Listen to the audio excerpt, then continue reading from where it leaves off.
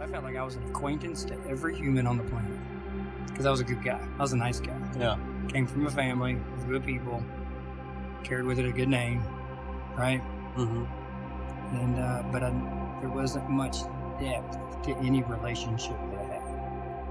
And you know that wasn't good for me because I got married at 22. 25 years in now. Yeah. And I feel like I'm bringing something to the relationship, bringing something to our parenting.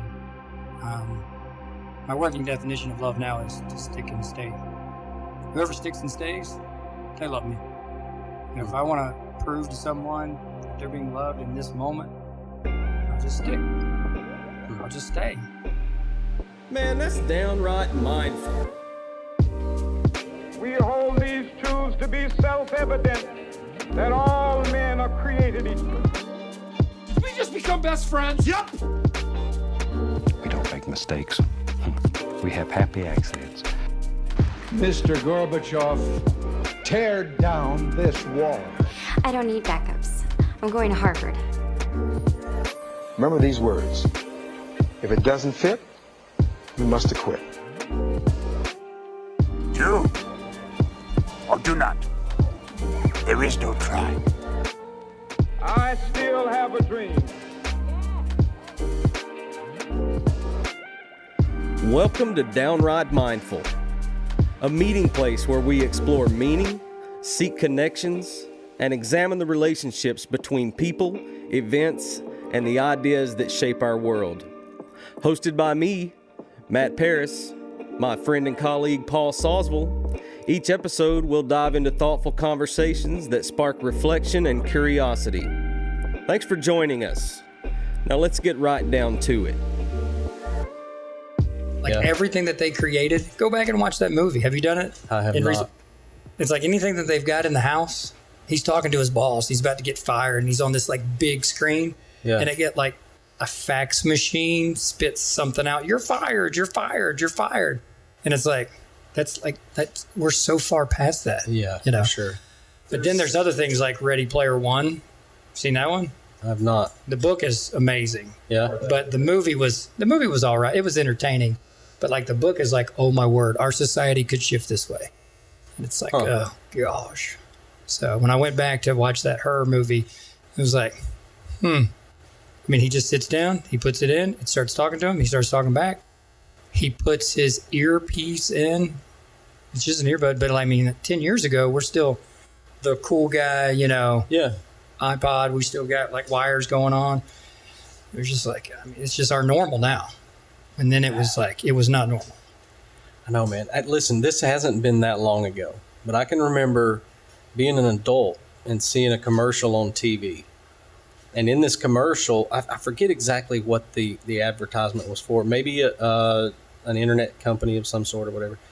But it depicted this old man who's a grandfather with a laptop on his lap watching a basketball game of his granddaughter live. And I was like, there's no wires attached to that laptop anywhere. What is happening? And man, that feels like it was yesterday. Yeah. And look where we are. Yeah.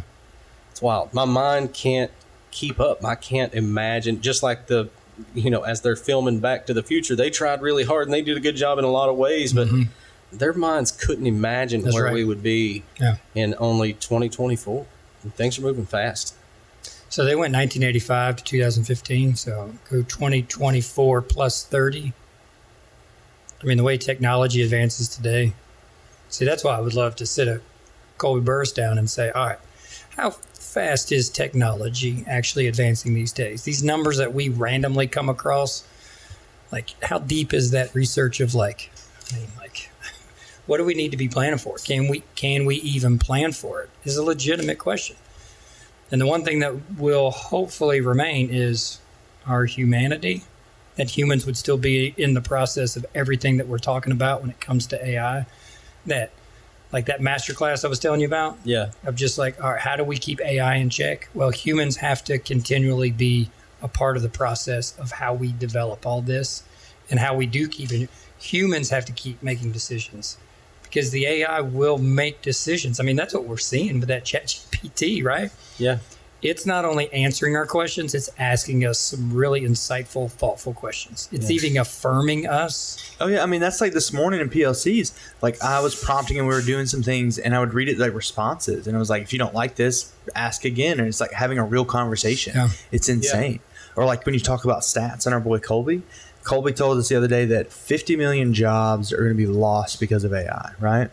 But 80 million jobs are going to be created because of that. Yeah. That's insane. And how do you plan for that? Can you plan for that, or you prepare for that? I think those are two different words. Yeah. Right? I think you have to prepare for it. Because, I mean, we don't really know what it's going to be like in 10 years. It's like these English teachers, like in 2 years, we may not even need to write papers. Like, that's not even a possibility anymore. Or that could be 10 years from now. Like, you just don't know so listen, what's going to happen. That's where my thoughts have kind of been, and that you're at the table. I want to at least bring this up while we're here.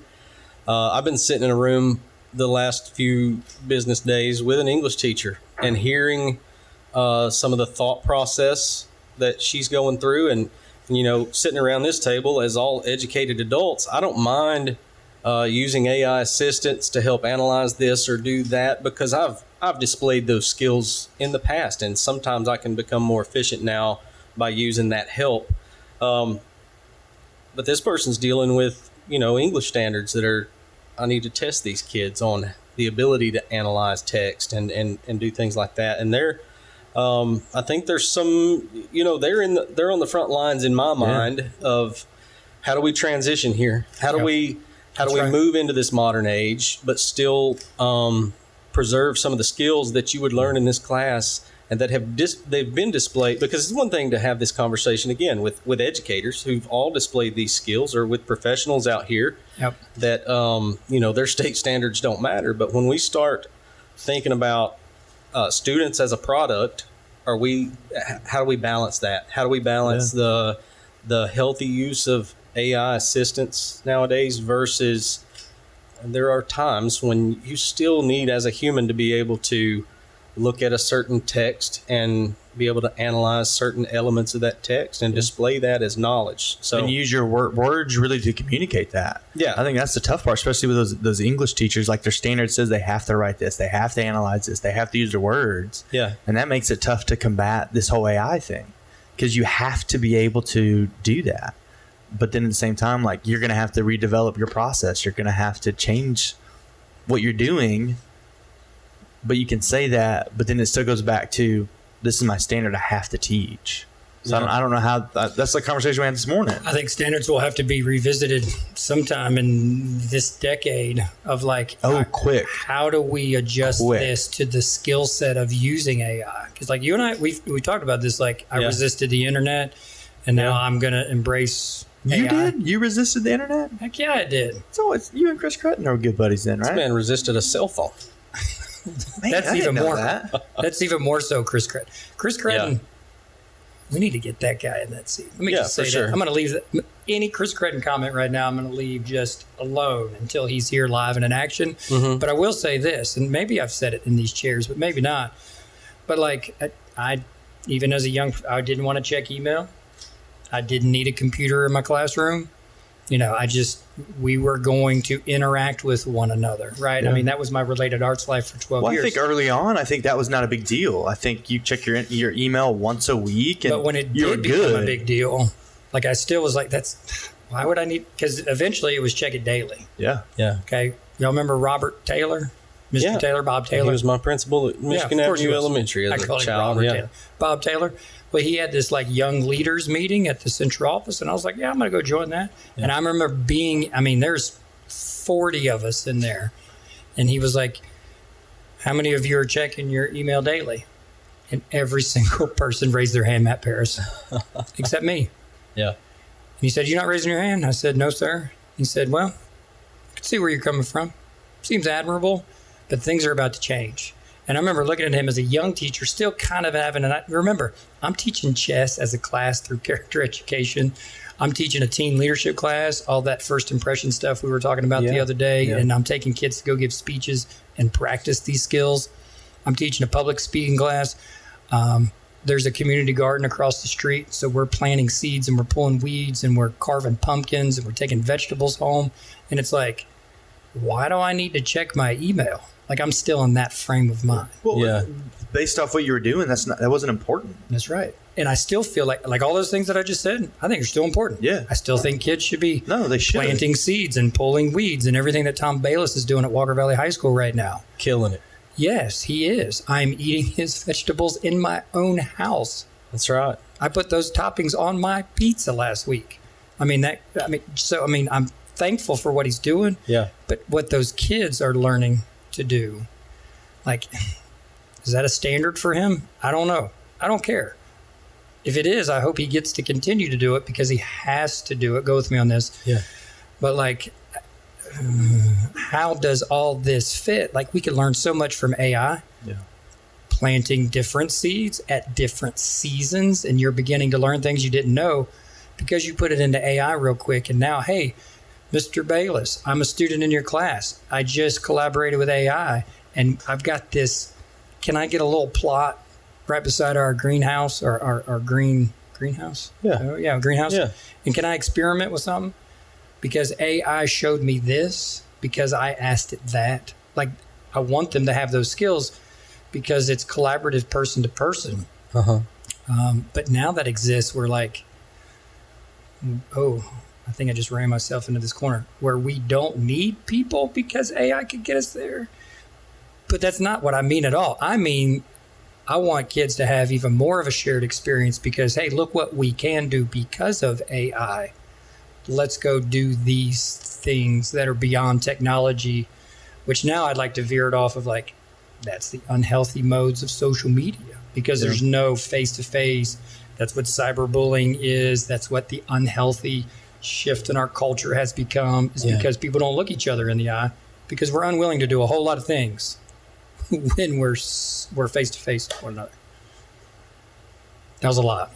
It was a lot, but there's a lot to consider. I mean, it's an exciting work. You know, I'm in the career and technical field at school, and it's exciting for me to have the tools at my fingertips and for my students to have these tools. And I guess I brought up the English teachers because, you know, if there was to be an English teacher that accidentally heard my voice on this podcast, I would want them to know that, yes, we are seeking to get to the forefront of this and lead with this and learn and grow. But there's still that guy who, when I hear this in the lunchroom, I stop what I'm doing when that English teacher's talking because I want to hear it from their perspective. And I need to know right now what problems it's creating for them and how, as a teacher in the building who's in classrooms that they're not in, how I can help with that. Yeah. And one thing I will say is, while I am, you know, I've been experimenting for probably a year now. We talked the other day. Does that sound about right? Year and a half with generative AI. You have, and I just hopped on board. Yeah, I have. Yeah. And man, just within that year, the growth and the improvements that I've seen as far as hallucinations go and things like that is exponential.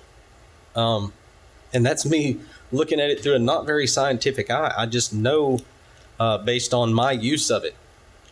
Now, what I'm saying to that English teacher is like, hey, I hear you, and I want to help you, and I want to be a part of the solution. It's at the state level. I could see we're going to have, you know, this is moving really fast. We're going to probably have to move in the direction of changing these standards. And that's a big, you know, that's above my pay grade. It's a huge deal. That's a big deal. But I want them to know that as these people who are trying to be innovative and trying to be on board and teach and grow in that way, I'm still, hey, everybody close your computer and put your phone away and get out a piece of paper and a notebook, or a piece of paper and a pencil, and still asking for, now I'm not doing that all the time, but in the things I'm teaching, it's very important for you to be able to see something and hear something and articulate that into words. And we could easily do that on a Google Doc, but there's something that, you know, there's something about using your hand to write those notes. Yeah, there's something about being able to take that ink pen and write those words down, and they string a couple sentences together and they make sense. And I want that to remain true because I'm teaching essentially the people that are going to come and take that burglary report for you or investigate your whatever it is that you're a victim of. And those people need to write words. I'm also doing this based on the advice of like the leaders of the police academy and police agencies around us. They're saying, hey, we still want to see this practiced. We want, when people come to us, for them to be able to articulate words. Yeah, but now I can push my voice recorder. I can put it in my phone immediately. It's efficient. And it can spit that text out, and I can print it off, or I can email it to somebody, or I can, you see what I mean? Yeah, but it's almost like okay. this idea of not to jump in and get away from this, but it's almost like going back to, don't forget where you started at. Like, we don't want to forget where we started and what the foundation of all things. Well, it's not only about that. It's about all of the things we enjoy are not, like, even though we feel like they're forever and we take them for granted, there's going to come that Hurricane Helene.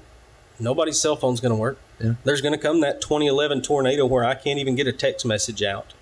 You know what I'm saying? What do we do in those moments? I'm not just reverting to these things for nostalgia, and I'm glad you're asking these questions because that makes me think. What I'm saying is, where's the floor? Where's the floor? What, at this point in 2024, with what we have and the eyes that we have that can see as far forward as we can see, and maybe we don't understand where it's going to be, what do we let go of? That's the question. And if I'm being mindful right now, that's why I'm dropping my chicken sandwich and paying attention to this English teacher, because I want to hear their perspective. That's a lot, isn't it? Is that a Walker Valley chicken sandwich you just dropped? It's a Walker Valley spicy chicken sandwich. Don't worry, I picked it back up. Get that 5-second rule. I didn't drop it on the floor. Yeah, I got you. Did you think you dropped it on the floor? That's what I took it as. Oh, okay, yeah, really? He just set it down on his plate. I just set it on my plate and said, Well, he said earlier he was walking, nonverbals, and when the teacher talked, he stopped. So I'm assuming he's still walking, and he dropped his sandwich. No, I said I was in a room. I'm in the plan center. We're eating lunch. We're all in there. Listen, I'm still holding you this Walker Valley scene in the high school. It's like when I opened up the PLC today, it's like, listen, I don't really understand your world, but I'm learning it. It's fair. It's a humble place to start. Yeah. That is a lot.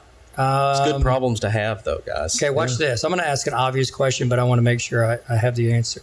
Does every single public high school student in the state of Tennessee have access to the internet? Now, we have some folks that are out there, off main roads, little teeny tiny high schools. Do they all have the internet? And I can't imagine that they don't. If That's I right. find out they but I'm don't, asking the question, though. I don't know the answer. If I find out they don't, it's going to be a shock to me. Okay. I would say they have access, but I don't know if everybody is one-to-one like we are. I think there's your difference. One-to-one, I'm not saying. I'm saying access that to the wasn't even internet. what I was. Yeah, I wasn't asking one-to-one, but like everybody. But I think, it's 2024. But I mean, like you have traveled Tennessee enough. Mm-hmm. That once you get out of Nashville and you get up into Dover, Tennessee, I know that because I got family there. But like, yeah, they have the internet. Okay, they don't have one-to-one, which is a great point. What you just said. So if they do, they have access to the internet. Do they have access to artificial intelligence? They have the internet. They can hop on to ChatGPT. Sure. Right. Okay. So if we're changing the standards, everybody has to have access to that. Okay. That's right. Now, educational access, don't we still need people who can help students navigate the World Wide Web, navigate AI? And so now I land on, do they have equal access on how to learn how to use this? Because there's one place I want to go, and I think I'm trying to resist because I want to go a different direction because I know where I wanted to go. Because this is actually my first point from today, driving, is this whole idea of, okay, do we really want equality or do we want fairness? Now that's my end game, but I'm still coming back over here. Is an equal opportunity in education just access to materials and resources? Or is it to people who have embraced this next step in technology, for us in this context, AI? Because if you have standards who now have shifted, but you still have these authority figures in the room who have not embraced it, because I think of my younger self, like I wasn't going to have kids get on the internet and find the next source, because I wasn't really embracing it just yet. But then once I did, then of course the way I've transformed spilled into my classroom like it always does, for better or for worse, right? And so setting standards through AI, do we have teachers who have been trained like we did with Colby a few months ago, and he told me some stuff that I kind of just shrugged at. And then all of a sudden, what was the thing that transformed for me? I don't even know if I could articulate it, but like, I'm now fascinated with this. Yeah. And now I'm providing opportunities in my classroom. You're providing opportunities in your classroom, but is everybody at Walker Valley High School providing opportunities with AI? No, not yet. I mean, it's not even close. No. Right? So that's kind of my dilemma as of right now when we talk about where is it going? Can we predict it? How do we said we can't plan, but we could prepare, those being two different words. Yeah. Yeah. I don't know. You're looking something up? Fascinating fact, right? Okay. So Googled a quick little thing, and Googled, how's their AI overview or whatever. So there's a couple different school districts that it talks about, but it says Tennessee has big gaps in school technology access. There's a Boston consulting group that did a report. It says it's 12 million students don't have adequate internet access at home. That's at home. That's at home. So but like going like to school, you figure if they don't have adequate at home, they've got to be in areas that don't have it. And some of these school districts talked about they've got to set up hotspots in their schools for their students. Mm-hmm. So there's they don't have adequate service at school, but they're having to do other things to get it there. Mm. I'm still searching. If I can get you an answer. Yeah, the at-home internet has been a topic of conversation for quite a while now, because even though, no matter how good. Our Bradley County kids, not all of them have it. Yeah, that's right. A lot of our kids are going home and they're hoping mom has gas in the car so they can drive to McDonald's and get Wi-Fi in the parking lot. Those kids are still out there. So I think while it's a great point, and that 12 million that's a lot.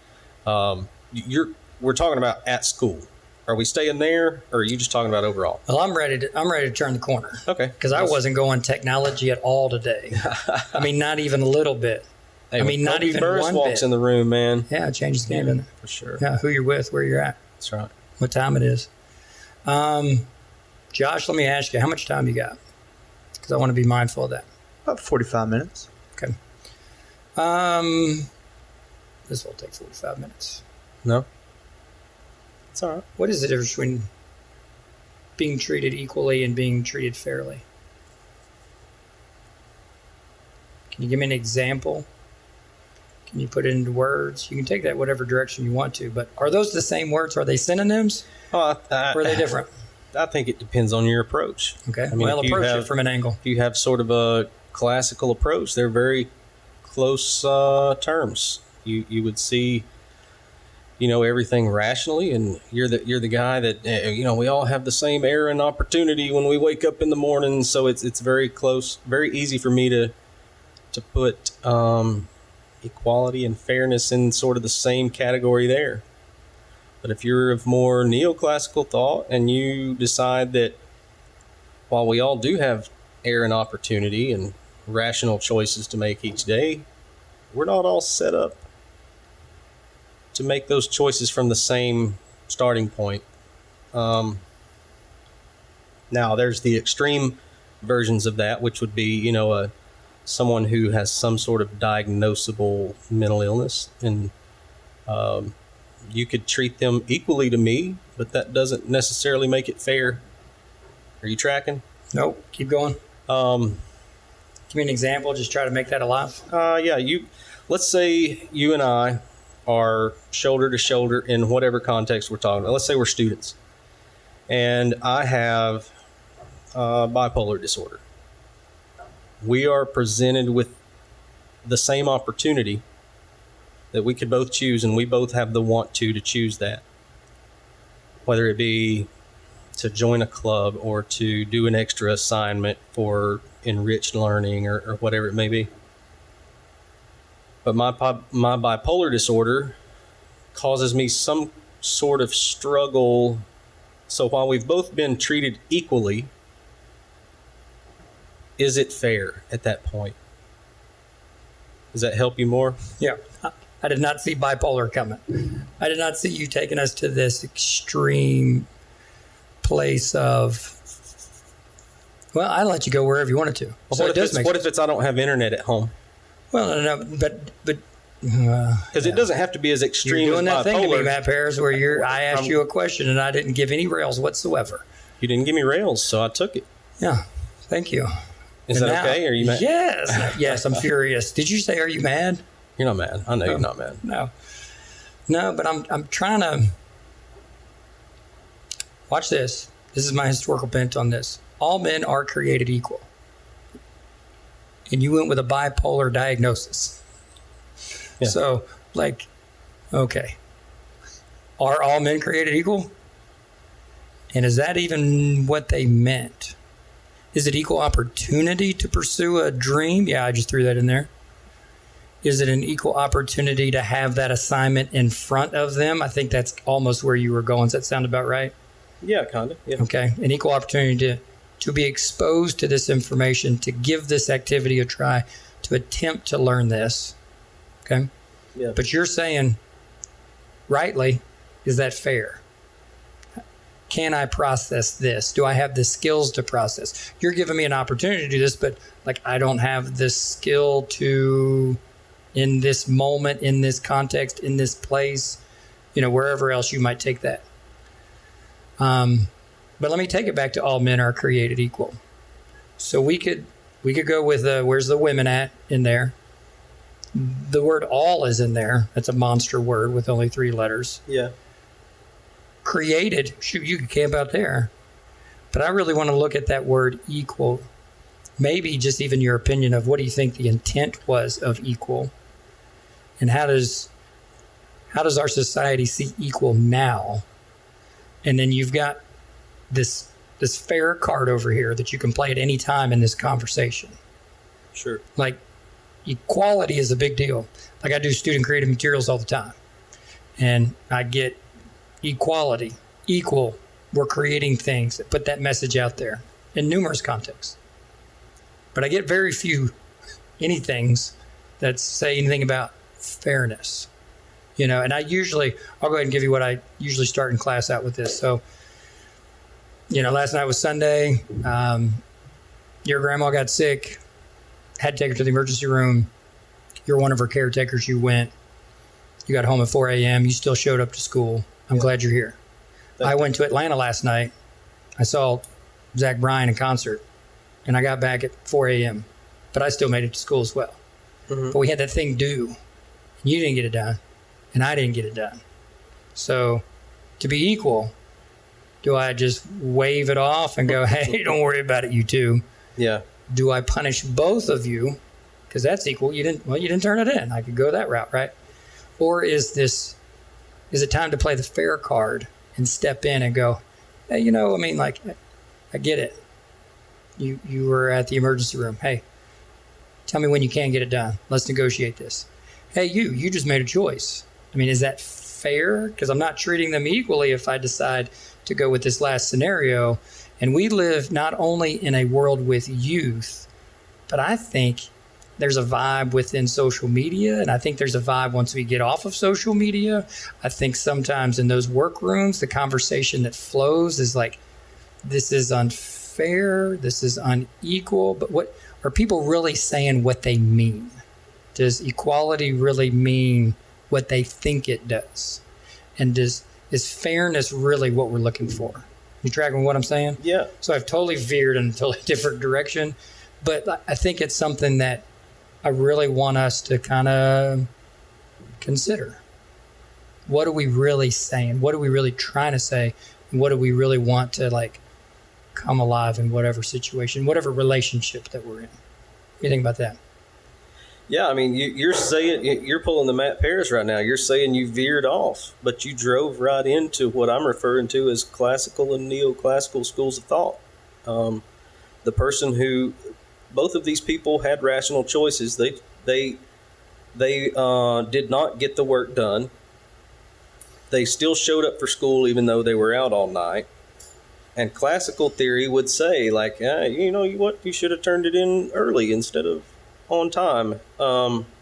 Neoclassical would say that the person that went to the concert made a rational choice and they chose not to turn this in, but this person didn't make a rational. There was a lot of choices being made for them that it's reasonable to say that they didn't choose that. So they didn't have the same opportunity to make that choice. You see what I mean? Is it something developmental within the brain that if I went to the concert and I get this consequence that I still think it's unfair? Yeah. I mean, that's developmental. Yeah, I mean, there's this whole, what if we went to the far extreme and I said, it's okay to punish both of those people. And teach that short lesson that life's hard and sometimes things happen and it doesn't go our way. Now, if this is the kind of thing where you've done a good job during all of this, and your grandmother going to the hospital is going to crash your whole everything you've built, maybe that's a little different. But what kind of choice are you making as a teacher if you don't have any of that information? And how much rapport have you built with both of these students? And I'm going to go ahead and go here because I let kids play this card for me. Mm-hmm. It depends, doesn't it? Yeah, it really does. But how much of our life are we willing to do the good hard work of discerning the moment? That's where I'm trying to land this plane right now. Right? You tracking with what I'm saying on that one? Yeah. Of like, because that is the really hard work of in a relationship, you care about the person, you're considerate of the circumstance, and will you consider a much bigger picture before you make that decision? I know younger teacher me, I was quick to make decisions, man. Yeah. And then I'd be like, oh. And then somewhere in the middle, I learned how to apologize to students. That's right. Yeah. And that's a big one. It is.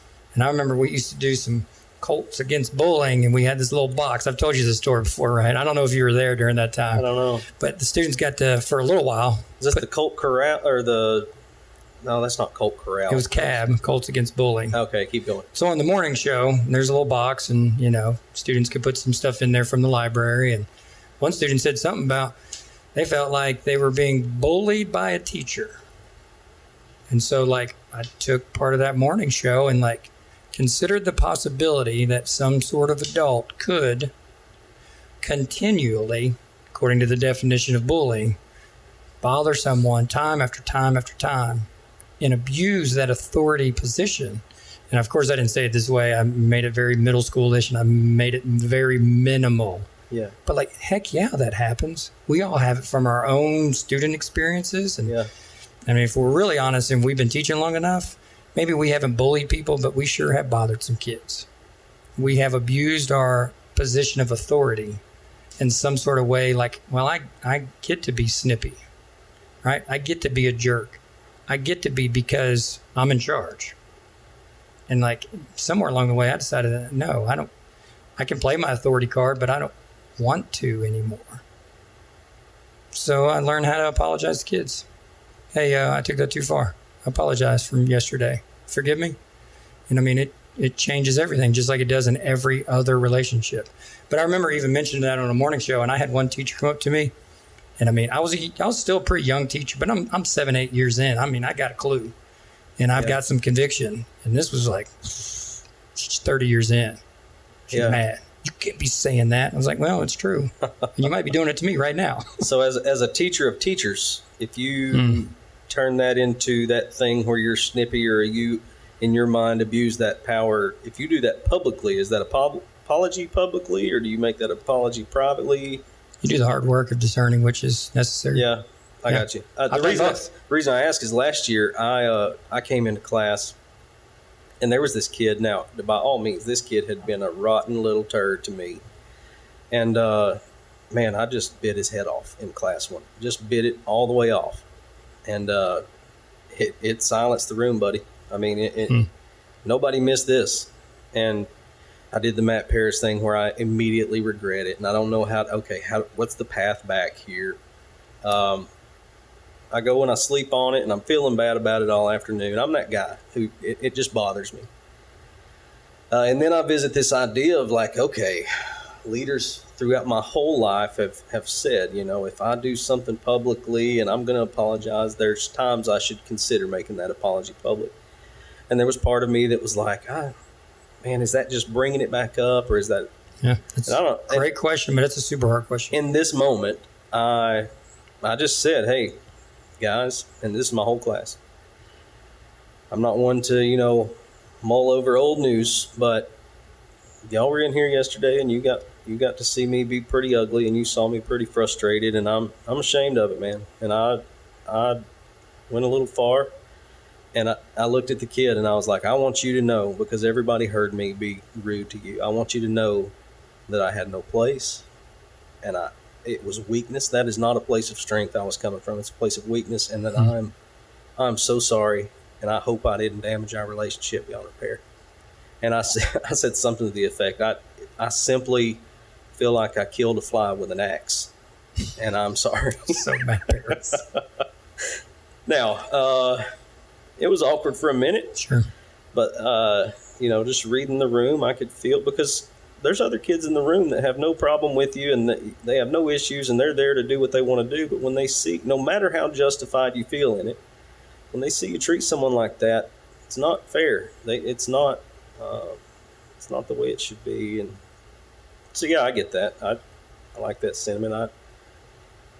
I really feel like we're building relationships. For sure. Like, it's not just a line. And I believe as a professional, which as a young teacher, I remember not liking to use that word because I really felt like relationship was at the core. But there is a professionalism in what we do. And I believe the professionalism is understanding what your responsibilities are, understanding what your content is. If you've got standards, respect them. But I also believe in, stirring up some good trouble. I believe in coloring outside the lines. I believe in living in the box and out of the box and throwing the box away. And use whatever metaphor you want to. Yeah. But you can only do all that when you have built rapport with people. So if I come in and I'm jumping double Dutch in my U.S. history class and my administrator comes in, I better have a really good reason why I'm skipping rope in class. And I do. We're traveling. Every skip is a mile, and we're traveling through geography lessons, and we're trying to get from one place to another because we're an Okie or we're an exoduster or we're part of the Great Migration. But I have to be able to articulate if we're having fun, but it's got to be educational. If we're playing chess, I've got to have a reason. I've got to respect my profession enough not to have free time, but to have whatever I'm doing be constructive for the day. It's part of our profession, right? Yeah. But I think part of our profession as well is one of the best professional development that Ron Spangler ever brought in. He brought in a fella who said this one thing, and I remember writing it down, and I wrote it on my heart. That calm is strength. Yeah. And that wasn't the young fella that heard that. It was the year maybe 5, 6, 7, not 2 or 3. Because, man, I remember having that girl. The one that I can really remember that I apologize to everybody. You put a girl in her place, and this is a 7th grade girl, and this is a middle schooler. And I shut her up. Man, she didn't talk for 3 days. And then someone, which such is life, tells me the story of this little girl, and foster home to foster home to foster home. It's one of those where I just begin to liquefy. I'm just a puddle on the floor. And I go, it makes sense now that she has no skills whatsoever in a social setting. She has no skills talking to an adult. And I had enough. And so I played my card of authority figure and put her in her place and shut her up. Yeah. And just what I did was I broke her. Yeah. And so I had already done the thing of apologizing to her the next day. But the young mind sometimes doesn't get it. Shoot, even the 40-year-old mind doesn't get it sometimes.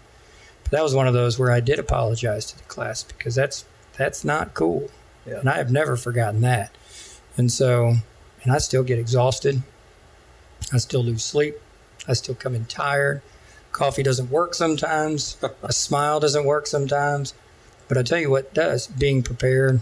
Always being prepared for class. That is part of my professional responsibility. Yeah. So that when I am exhausted, I don't go to that place where I can't handle something emotionally. And now I've wrecked the room.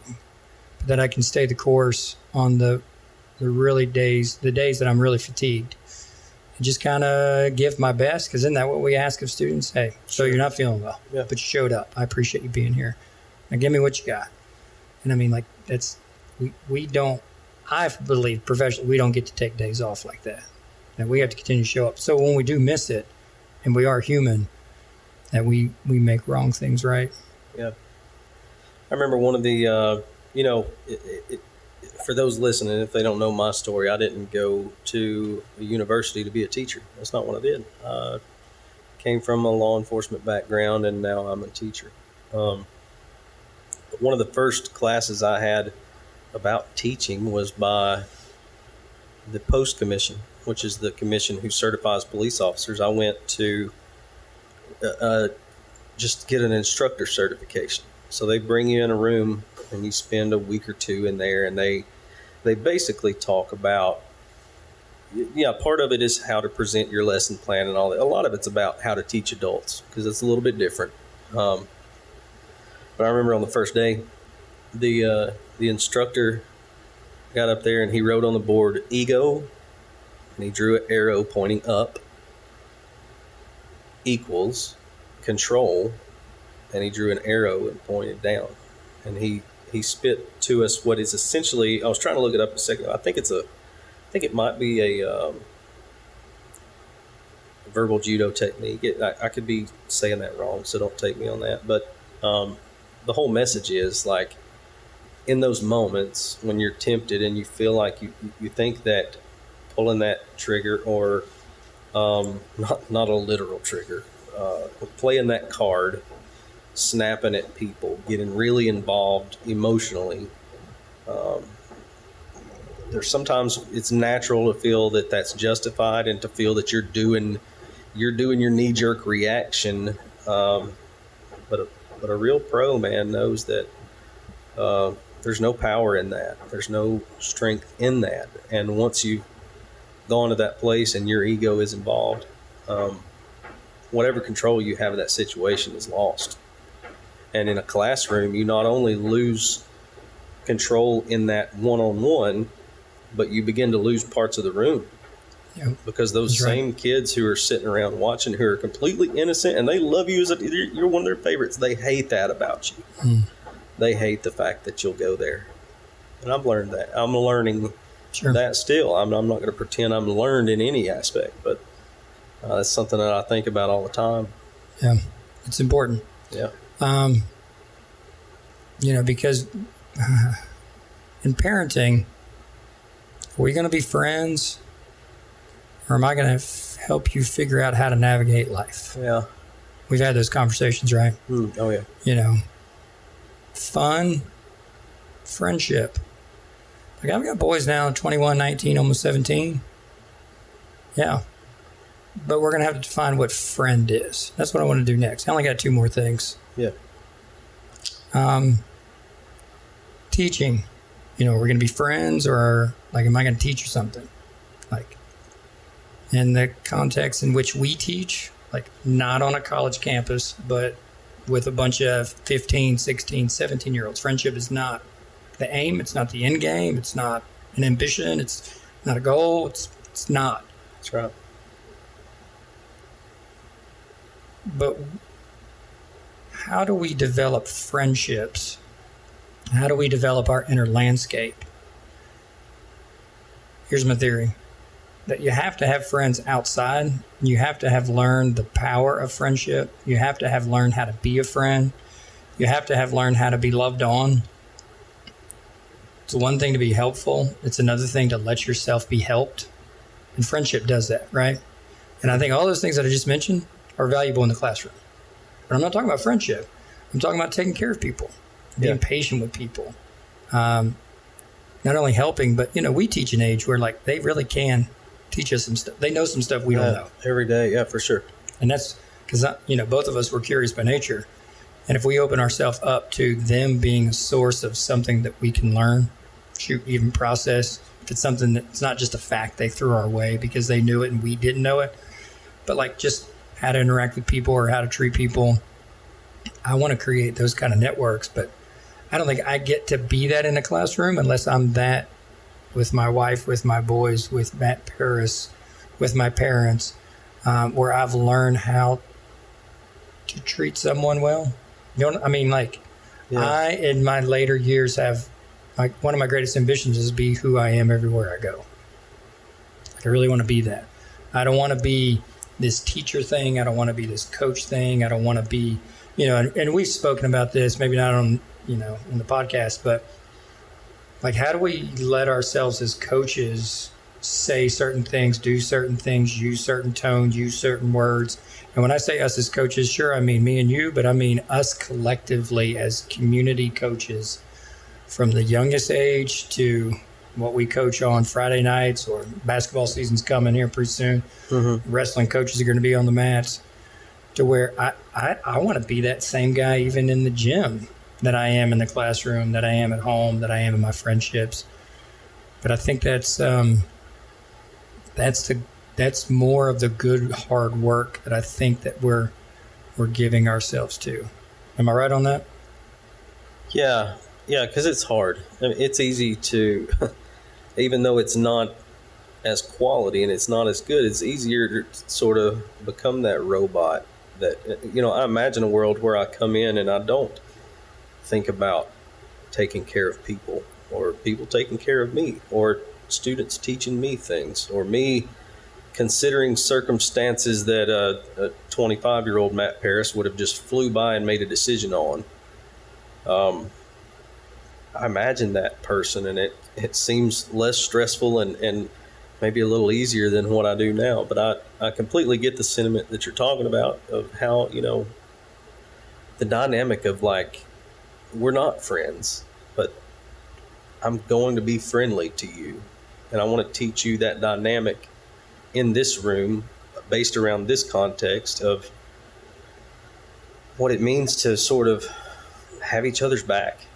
I got a curiosity question for you. Yeah. How many people that you were friends with in high school are you still friends with now? I'm searching my files. It's not a lot, if it's any.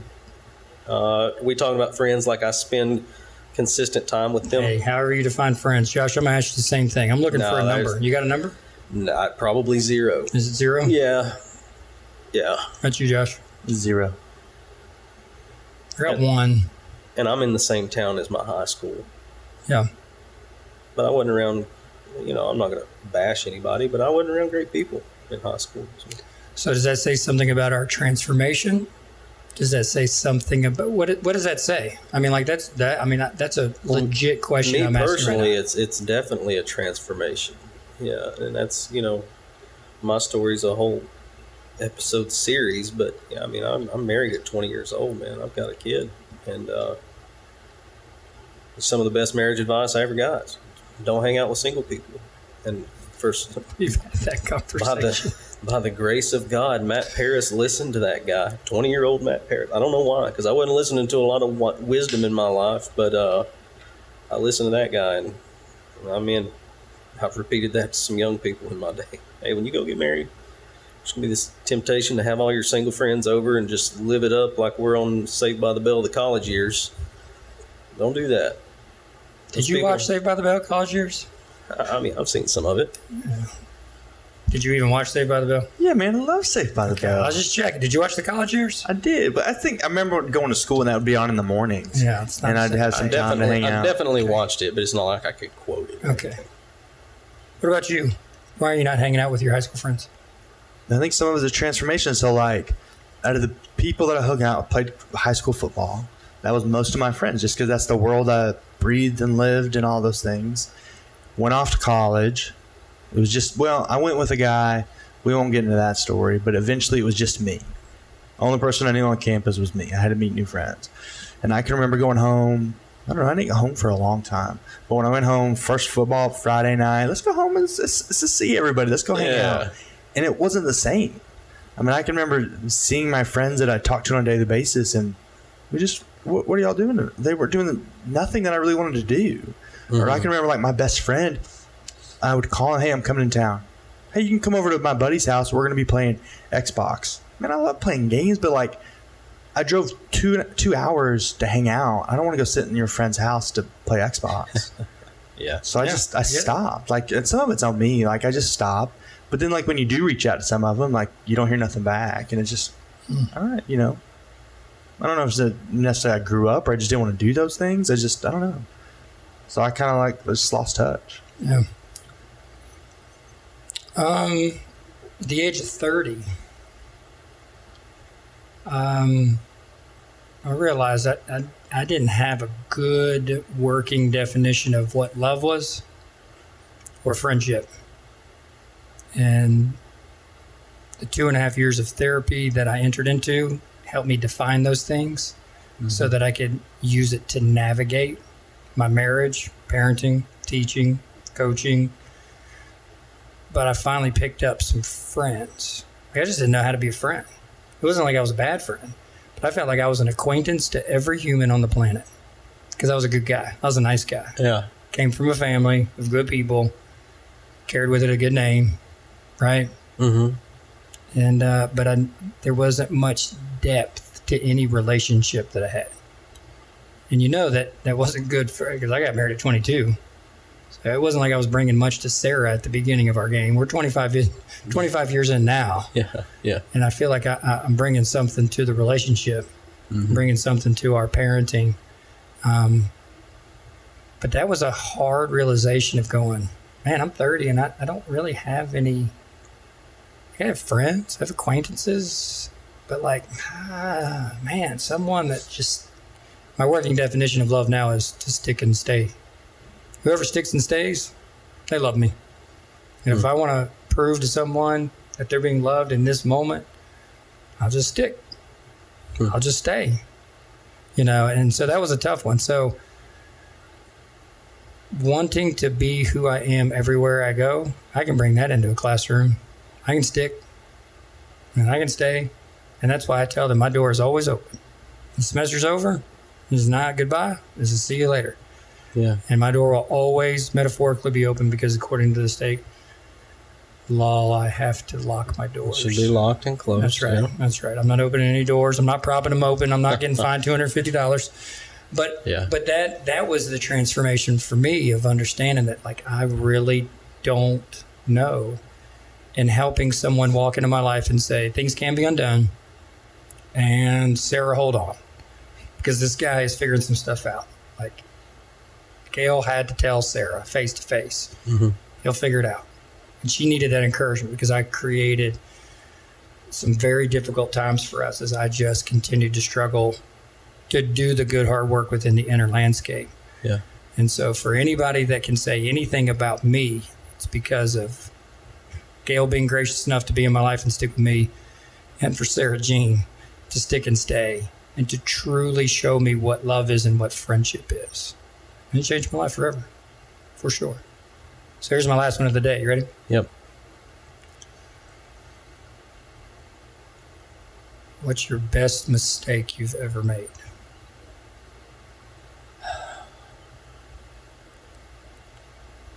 See, I need time to think about this. I know you one. do.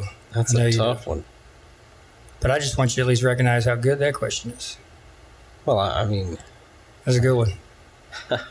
Because check this out. I'll buy you some time. You got to give me something, and then we're going to push pause. Yeah, you got something off the top of your head? I don't know where you want to go with this. No, but yes, the best mistake I ever made. I just mentioned that I got married at 19, had a baby at 20, and I would look back and tell you, if we look at things from the 30,000 foot view, that's a mistake. Young people, if you're listening to me, that's the hard way. Don't do it. But gosh, man, here I sit, 40 years old. I've got a son who is a whale of a man and a heck of a dude, and he's about to turn 21, and I've got my lady still with me. I tell people all the time we're the exception, not the rule, because there were some times that I had to really cling on with clenched fists in my early 20s and just refuse. Like, I refuse to become this. I refuse to let this happen to my marriage. I refuse to let my again, thank God for some reason. And I keep saying for some reason, it's the day that baby's born. It's the day that you bring that baby home at 19 years old and you know that that person doesn't survive without you. Things change. Your life changes. Both of you have experienced this. But to experience it at 19 years old was literally grace in pursuit of me, because I was on a path, buddy. I was on a path, and that Valerie came into my life and Kyler came into my life, changed my life. It caused me to slow down at those Sunday morning services that I was going to, and that old guy that's been shaking my hand and giving me a hug for years to just start saying things like, hey, tell me about this or tell me about that. Dickie Houston. I don't know if anybody listening to my voice is going to know that name, but Dickie Houston is one that I think of all the time. And I told you this in a conversation the other day. He's the guy when Kyler's 7 or 8 years old and he's playing ball and he's doing all this. He looks at me and he's like, hey, there's going to come a time when there's all these ball games are going to be over, and that boy, he's going to go be a man, and he's going to go out into this world, and you're going to be in that house with that lady right there by your side. You need to make sure you know who she is. Have a strong marriage. That's the best thing you can do to be a good daddy, is have a strong marriage. And guys like that in my life changed my life. So that's the best mistake I ever made, was getting married and having a child way younger than I would recommend anybody else to ever do it. Because we're 40, we're empty nesters, and our son is making a solid living and being good to people and figuring this life out. And so that was a great mistake for me, sitting in this seat right now. Let me make sure I'm hearing you correctly, though. That ain't a mistake anymore, is it? No, gosh, no. That's why I felt guilty even referring to it as a mistake, but I think you can take the point. That's where we're going with this, because can we... See, here's one of the benefits of counseling, is that you process things before the trigger hits. Yeah. You process things before the anger sets in. You process things before the dark cloud of depression begins to just become that heavy weight. Mm-hmm. So that when you are in that moment of anger, you're in that moment of sadness, that you've already processed some things and go, oh, okay, wait a minute. If at some other place on my storyline, this thing in the moment seemed like a mistake. We call it all kinds of things, sure, right? But sometimes the worst thing that could happen in that moment becomes the best thing that ever happened to us. Mm-hmm. I mean, I believe that with my whole entire heart. Sure. Can we get to the place where our heart can whisper at the right volume in the moment to go, you're going to be okay, because you've been here before. Friendship helps us do that. Love helps us do that. Doing some good hard work. I know I keep saying that, but I believe in that so much, in preparing just for the inevitabilities of what life is going to bring us. Maybe it's not a mistake. This is just my next hard thing. And while I do the good thing of honoring the moment with my full attention, rather than going to starting to blame, starting to complain, or just quit, but that we could recognize our harder moments in the moment and just give it a healthier response for our own sake and for the sake of people around us. Because the more connected we are, the more people, what we do ripples in other people's lives and spills onto them. There are some choices and consequences we make, and man, it affects those people. It affects our wives. It affects our children. It affects our students. We've already kind of mentioned that, but there's a context that plays here as well. And so, Josh, what about you? What do you think? Man, I don't know. And I've had more time to process this than that. I don't know if I had a big mistake, but I've been thinking about just my life and how things went, and then something would happen, and then you reflect and you're like, well, I'm glad that happened because this, or it made you stronger. Or I think like family stuff. I didn't get married till I was 28, 29, no, 28, 27, somewhere in there. Yeah. And I think about just my path of living. Do you know when you got married? I'm just checking. 2014. Do you have a date that you can remember? June 14th of 2014. That was a question mark on the end of that one. Heavy editing right here, guys. No question. Just the way I said it. I don't know. I think just the way my life went, and I guess with the, not to copy you, but I guess to stay with that same idea, just to, I don't know, see how you want. Man, I don't know how I want to say it. I don't know. I guess really it may be more like things just made me more of a family man. Like, man, I loved rafting in the Yakota River, loved kayaking, doing all these outdoor things, and I feel like I really found my identity in that for a long time. I found my identity maybe in coaching football. I mean, that was a huge deal. Like, to me, I mean, nobody probably really cared, but like when I stepped down from that was a big deal to me. And to figure out who I was after that, it really came back to family stuff. It came back to being a part of that. So maybe a combination of lots of mistakes or things that I was so wrapped up into to realize, like, man, I got 3 girls at home that need me there, that want me there, instead of me just doing whatever I wanted. Yeah. So Identity. Maybe, You're speaking to your how you see you, not how your girls see you. Yeah. Because it's probably in a much better light than how you see you. That's not right. how your woman sees you, not how your coworkers see you.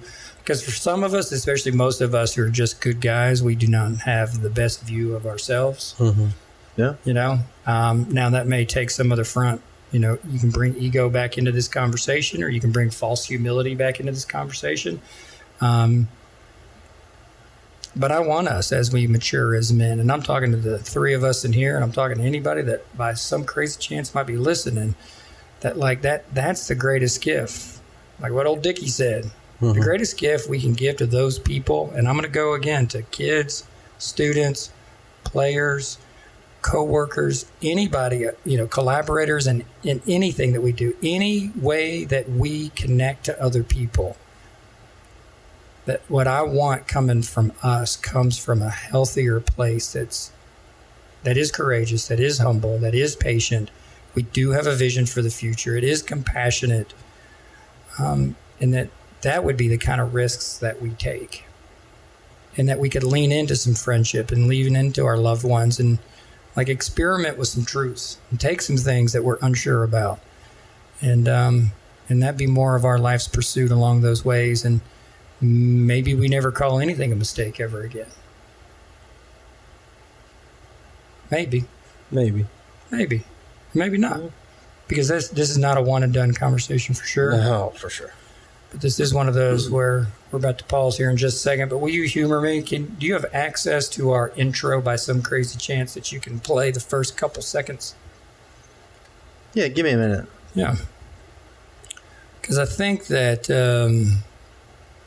I picked my pattern today. I told you I got up early, went to Tennessee Wesleyan, saw some Lady Bulldogs practice, and Jalea Lindsay, one of our former Lady Mustangs, she's just starting as a freshman, just so you know, and she's getting buckets, just so you know, and it's good stuff. I mean, but coming back, you know, I was listening to our podcast, and I was listening to another podcast, and you know, I was just thinking about knowing we're going to make it to the booth today, and when this thing popped on, you ready? Yeah, hit it.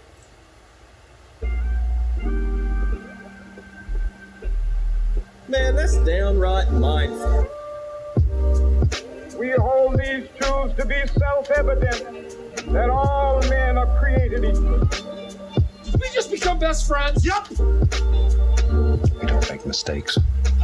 We have happy accidents. Pause that for me, please. Mr. Gorbachev. Now, in my notes, it says, this wall, no backups, I quit, there is no try, and I still have a dream. We only got through the first 3. All men are created equal, best friends, and best mistake. You know, and that's where it was just like, I want people to understand that intro is not an accident. No, it's not. Like my man, Matt Paris, made that. And then when I saw him the next day, and I was just giggling because I loved it so much. But like you said, yeah, man, I was thinking about you. Like each one of those clips he just took, and like probably even more so than he realizes. Like, man, we could camp out with every single one of those snippets. That's why I love those little, even audio collages. I'm sure that has a different word, but that's the only thing I can come up with just now. But like, do people even know the context of, you know, Mr. Gorbachev tear down this wall? Like, they don't even know what wall that is. I mean, there's going to be a lot of people that do, and then there's going to be some that don't. And even those who do they even know? Like, I mean, we're talking decade after decade. This wall is separating families. And there was a world war that was fought, and it was separated because of that, but it's now separated with a physical wall. And then even the one quote, you know, if it doesn't fit, quit. Yeah. I mean, like, how many listeners right now, even know what that is even who we're talking about and why he even said that. And even what the word acquit means. You know what I'm saying? Would they know Johnny Cochran if we mention that name? Some of the old heads will, you know what I'm saying? But I will say, like, you know, part of choosing that was what you're talking about. But there was some part of it of like, how many different generations can I speak to right here? So there's some of that. There's that thing is three-dimensional in a lot of ways. So so don't say too much, because I'm going to revisit. Okay. Yeah. Won't be next time I drive, but I will bring that back and go, hey, play that intro for me one more time. And then we'll hit some things, because I love every single one of them, and every single one of them speaks. I appreciate that, man. Yeah, man. It's Downright Mindful. Time to hit pause, brother. Let's do it. All right, so let's say a history student of yours just trips on that episode of the podcast we just recorded. Now, other than wisdom and, sort of a philosophical approach to deep thinking or life, what is in there now that it's fresh on your mind right now that is valuable to your student as a history student, not just as your student? Yeah, it's the sociology piece to this. I went to the university to study sociology, and then I studied history. So my mind is bent historically of understanding people and places and how they navigated their world.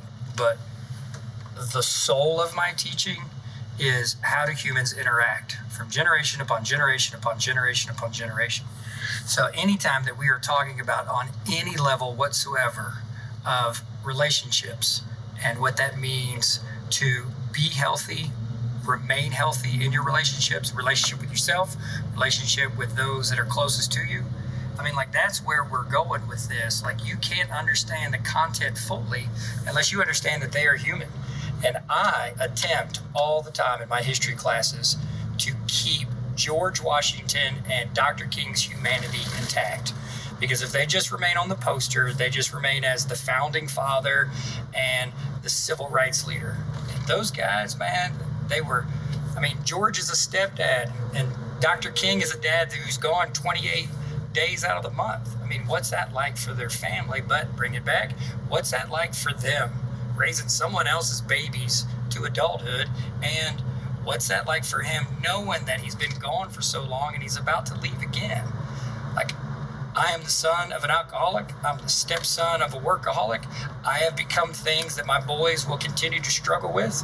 That is the sociology piece of everything that we study, because that, by its definition of how do humans interact. And buddy, if we're not doing that piece, we're not teaching history. Because Josh went on this big thing. No, not Josh. You with the English teachers. On this big thing of I want to listen to them in the trenches and what they're going through. I can't teach history without teaching language arts, and language arts can't teach history, or can't teach language arts without teaching history. And so it is near and dear to my heart and to my mind that we continue to go down these veins, that if content-specific standards don't pop up, we're going to be A-okay, because the relational skills of navigating the world generation upon generation are things that have to be laid in place for the young people, because those young people are going to be the people that are going to become parents, or they're going to become teachers, or they're going to become the things that matter in society. And so, man, that's why I believe what we're doing right now matters. And the way that we're doing it, yeah, we're on to something authentic for us. And, for those closest to us, we'll affirm that. And, if anybody else happens to listen to this when it comes to a more academic setting, I hope they see that as well. Tell you, man, you may have missed this part, but, Colby and I were talking before we started recording about real estate photography, and we were talking about drones and this and that, and how both of us have came to this place where we have the ability to do these things, and I arrived at this place where I'm I just don't really think that's what I want to spend my time doing. And he's at this place where he's curious about it, and he don't know yet. Well, what I didn't say to Colby, but I'll say to you is, man, the older I get, the more I'm remembering what a creative being I am. Yes. And I've been out and photographed a couple houses now and put those things together, and it just doesn't scratch that itch, man. Yeah. But when you start talking about taking things that have always been seen in one context and putting them into another, and now I get to pair it with putting sound waves on a screen and splicing them together in an artistic way and taking sound bites from the internet, from historical voices in different generations that are all saying something. I'm not saying it's scratching that itch, but man, it's I'm really enjoying it. Like, that's the thing that I don't want people who are listening to us to miss. It's like,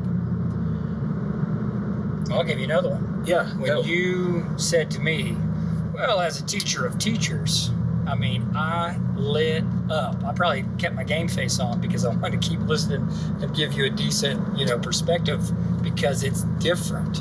As a teacher of teachers, which, I, just so everybody knows, I've adjunct over at Lee. And I mean, it is my life's pursuit beyond time in the trenches in the high school when that comes. In the next few years or whatever, I would love to continue to do that full time. But that's coming from a totally different perspective. And some of what we just did right there is, it's that view of this learning environment we've just created. So I can come in and say, hey, this is all about my students. But where I come from and my learning is also adults learning how to navigate.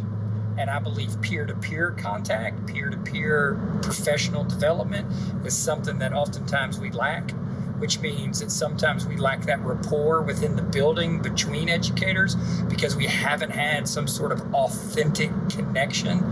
And I mean, I've held on to this information for a long time. As a young teacher, I came across a study from Harvard Business School. Hey, the most dynamic changing schools wasn't anything that the state brought in, it wasn't anything the central office brought in, it wasn't anything the students did, it was teacher rapport, like that care and concern and compassion, but also that ability to do your job really well connected to someone else is doing their job really well, and you're in this together, and that when things get hard, which they inevitably will in the profession that we're in, that you've got someone beside you. Because it's not always going to be a fight, like I need someone to have my back, but I just need someone beside me because we're doing something that's going to last just beyond this end of course test, that AP exam, and even beyond graduation for the kids,